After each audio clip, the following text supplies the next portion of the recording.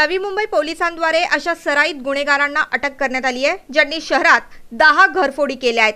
या आरोपींकडून 16,25,000 रुपयांचे सोन्याचे दागिने आणि मोबाईल फोन हस्तगत करण्यात आले आहेत। घरफोड्या आपल्या नवी मुंबईच्या हद्दीत घरफोड्यांचं जे प्रमाण आहे, विशेषतः पनवेल, कामोठे, कळंबोली आणि नावाशेवा या पोलीस स्टेशनमधल्या ज्या घरफोड्या होत्या, काही दिवसापूर्वी आमची युनिट 2 ची जी टीम आहे, PI पोळ, API मुलानी आणि API जगदाळे यांच्या टीमला माहिती मिळाली होती की मिळाल्यावरनं त्यांनी 2 आरोपी अटक केलेले आहेत। एक आहे इरफान युसुफ शेख आणि दुसरा समीर उमर खान उर्फ अन्ना।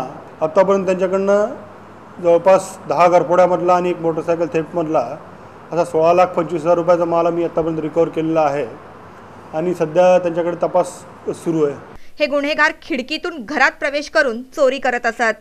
जनरली जे घरं बंद आहेत, अशा घराच्या खिडकीतनं आतमध्ये प्रवेश करून त्यांनी या घरफोड्या केलेल्या आहेत आणि या घरफोड्या विशेषतः पनवेल शहर, कामोठे, कळंबोली, नावाशेवा या भागात त्यांनी ह्या घरफोड्या केलेल्या आहेत। ब्युरो रिपोर्ट NMTV बातमीपत्र।